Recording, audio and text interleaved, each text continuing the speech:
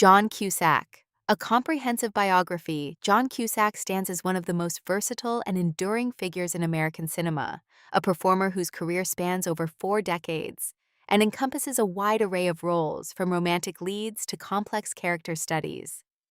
Born on June 28, 1966, in Evanston, Illinois, Cusack emerged from a family deeply immersed in the arts, which profoundly shaped his path toward acting. His journey from child performer to respected actor, producer, and activist reflects not only personal evolution, but also a commitment to storytelling that challenges conventions and explores the human condition. This biography delves into his life, tracing his early years, professional milestones, personal experiences, and broader impact, offering a detailed portrait of a man whose work continues to resonate with audiences worldwide. Early life and family background. John Paul Cusack was the eldest of 5 children, in a household that buzzed with creativity and intellectual curiosity. His father, Richard J. Cusack, was a prominent advertising executive and documentary film producer, whose passion for social issues influenced the family dynamic.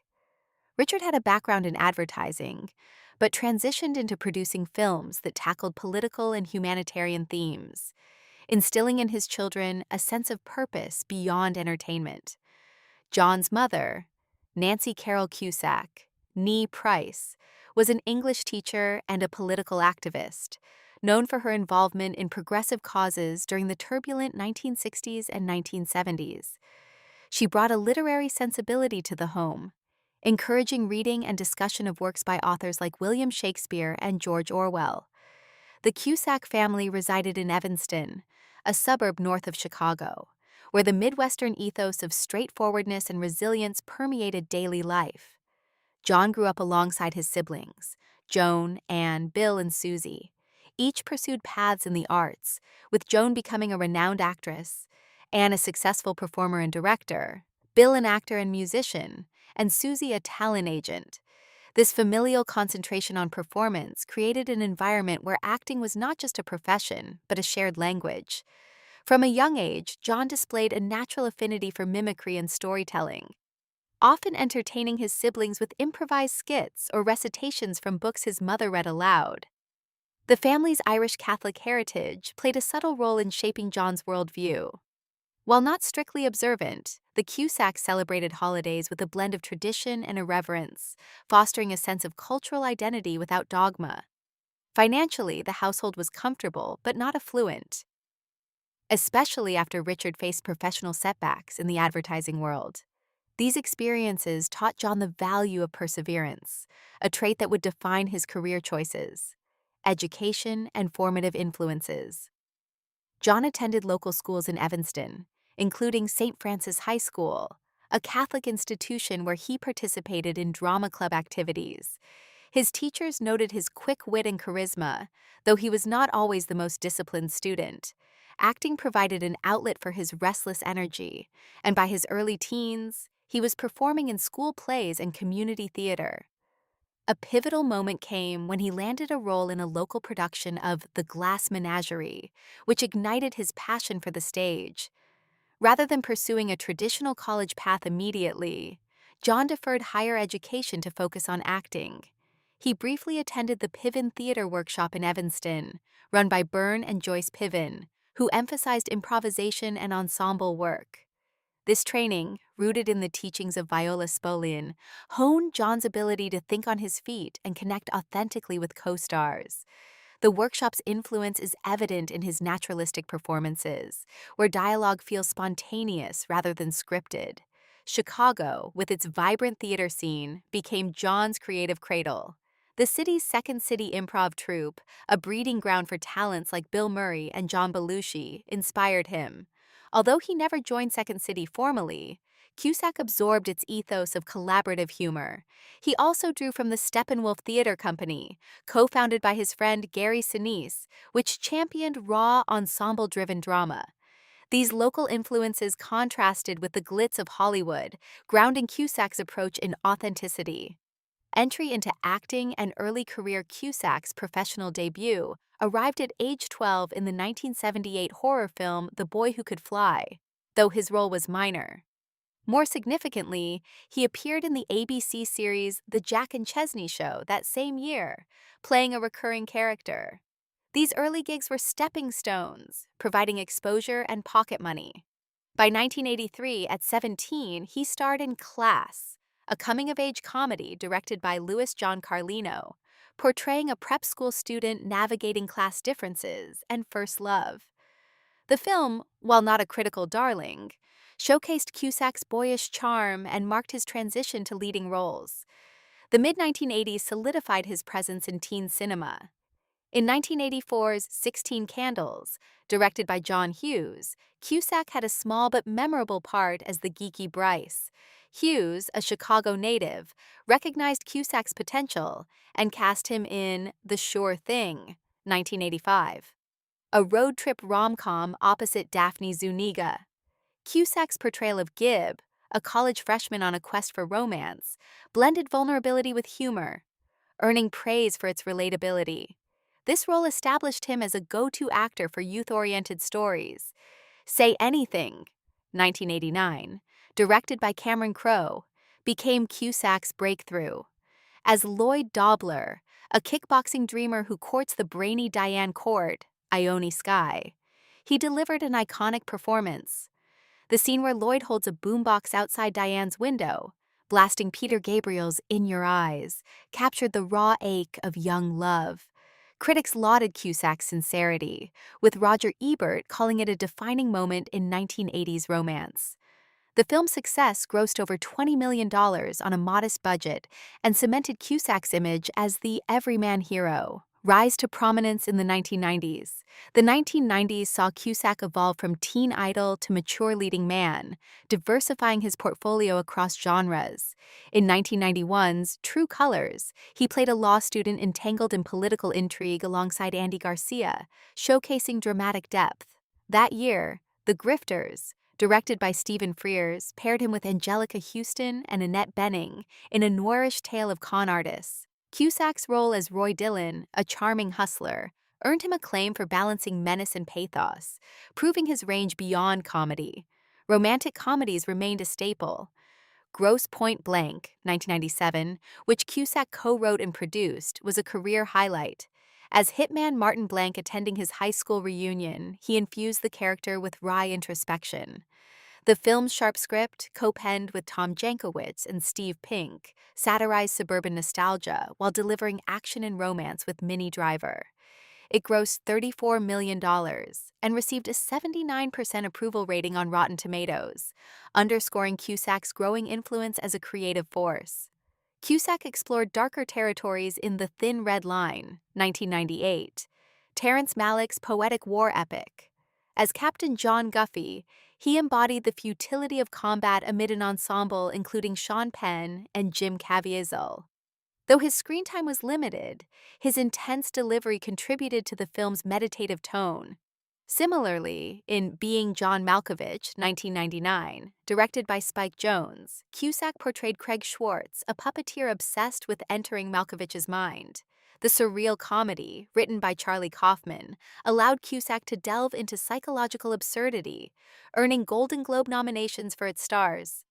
Personal life, formative relationships, and family ties. John Cusack's personal life has been marked by privacy and selectivity, reflecting a man who values depth over spectacle. He is never married, a choice he attributes to the demands of his career and a philosophical stance on relationships. In interviews, Cusack has described himself as a romantic, but wary of institutional commitments, preferring connections that evolve organically. His siblings remain central to his world. Joan and he have collaborated on films like Crimes and Misdemeanors, 1989, while Anne directed him in The Factory, 2001. Family gatherings in Chicago or Los Angeles often involve script readings or debates on politics, maintaining the tight-knit bond from their youth. Romantically, Cusack has been linked to several high-profile women, though he rarely confirms details. In the late 1980s, he dated Alison Doody, the Irish actress from Indiana Jones and the Last Crusade. Their relationship, spanning about 2 years, was low-key, with the pair bonding over shared interests in literature and travel. By the early 1990s, he was involved with Neve Campbell, his co-star in 𝗥𝗏𝗏, 1996, though it ended amicably amid busy schedules. A more enduring connection was with Lili Taylor, whom he met on the set of The Public Eye, 1992.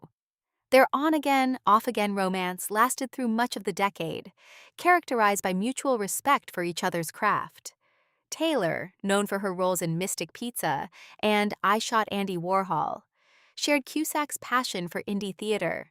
They collaborated professionally as well, appearing together in High Fidelity, 2000, in cameo capacities. The relationship fizzled due to diverging career paths, but they remained friends. In the 2000s, Cusack dated Brooke Shields briefly after meeting at a charity event, but it did not progress long-term.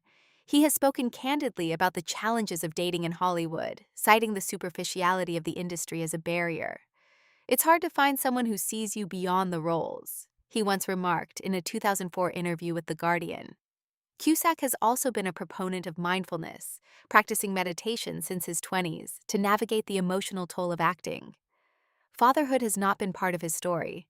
Cusack has expressed ambivalence about having children, prioritizing his creative output and activism.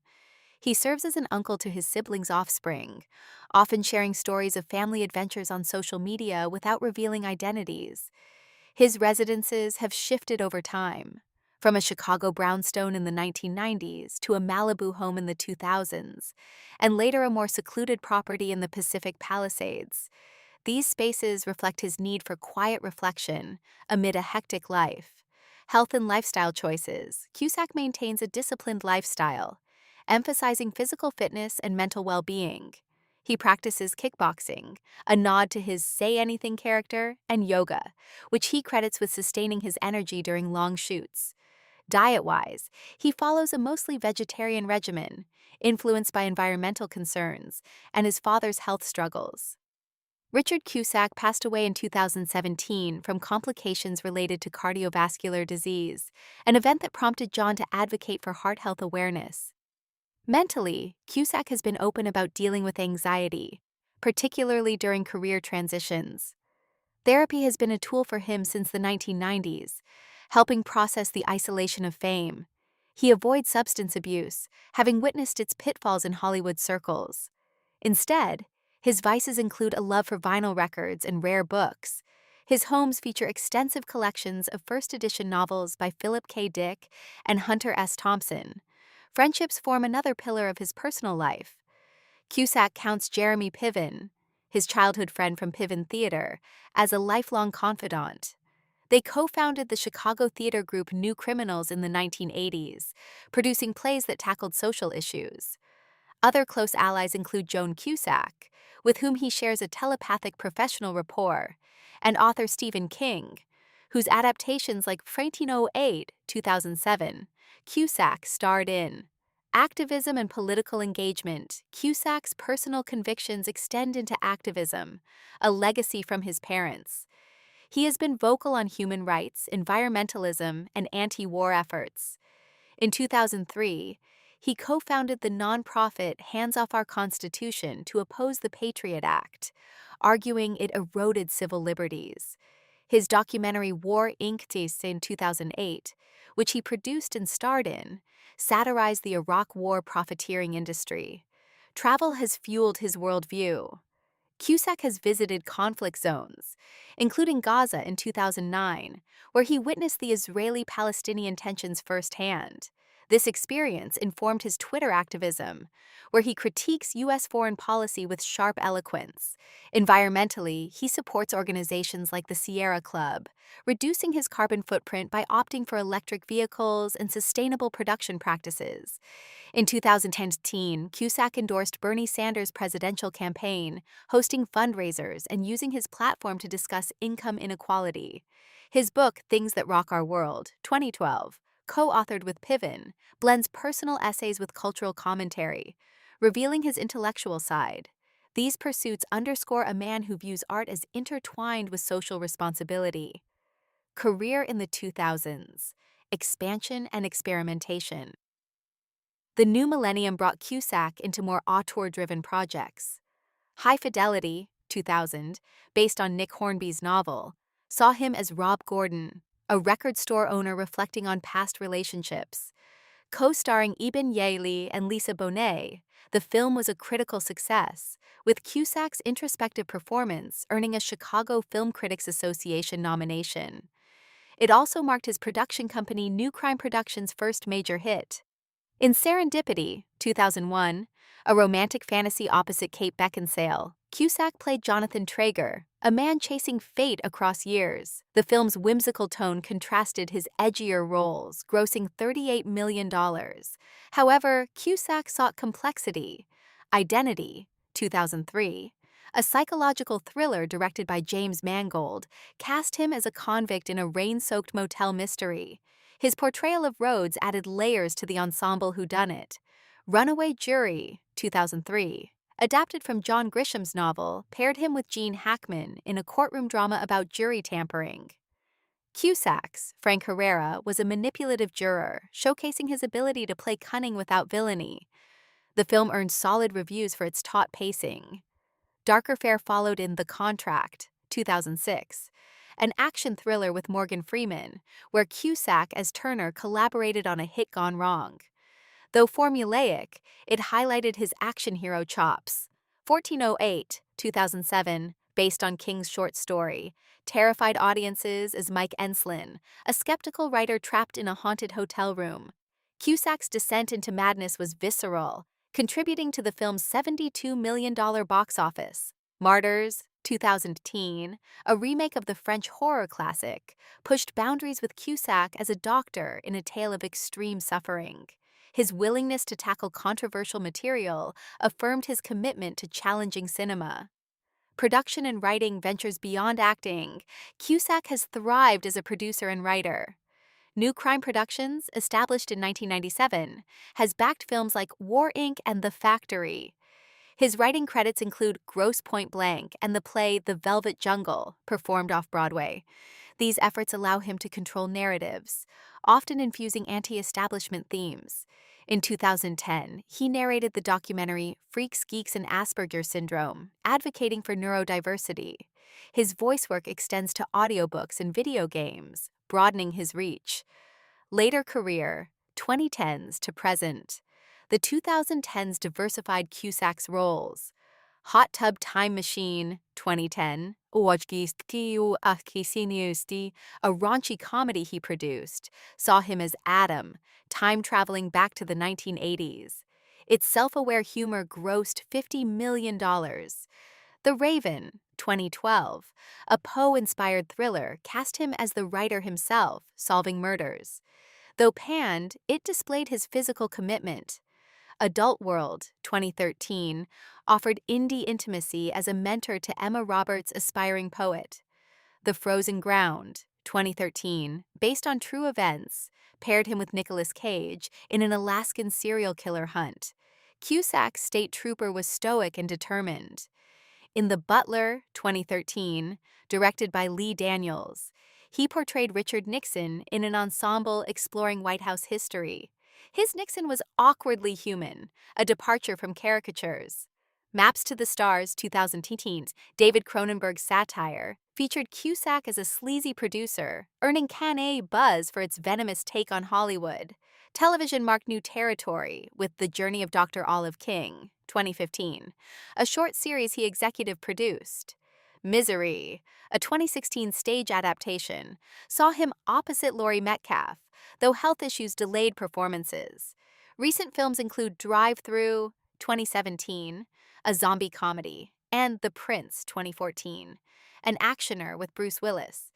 In 2020, he joined the cast of Utopia, an Amazon series as a conspiracy theorist, blending his activist edge with thriller elements. Though the show was canceled after one season, Cusack's performance was a highlight.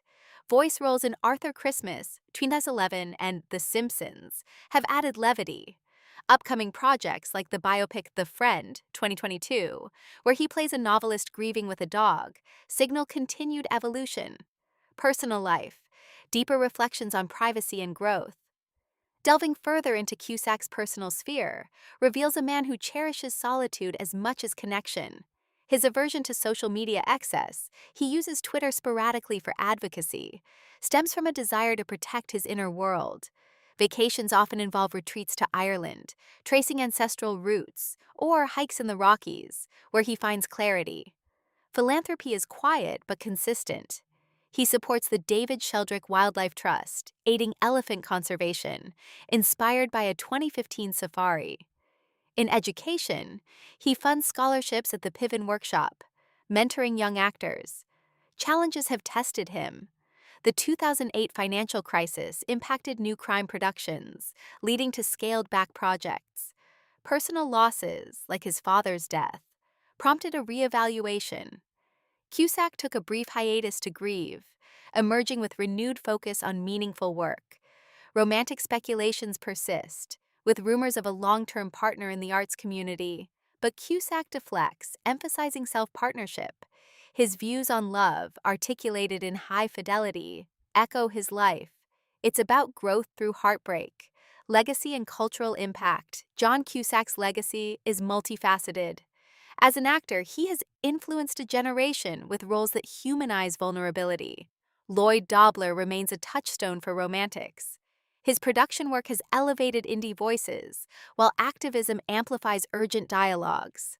Critics praise his consistency. He has over 80 credits, with a career gross exceeding $3 billion. Awards include Independent Spirit Nods and theater honors, though he shuns awards circuits, valuing audience connection. In Chicago, he's a hometown hero, honored with a star on the Walk of Fame. Globally, fans appreciate his authenticity in an image-obsessed industry. Looking ahead, Cusack plans more writing, perhaps a memoir blending film and philosophy. At 55, he remains vital, embodying the searcher he so often portrays. This biography, spanning Cusack's life comprehensively, illustrates a career and personal journey of integrity and exploration. From Evanston stages to international screens, John Cusack has crafted a narrative as compelling as any he has performed. Word count, 4,056.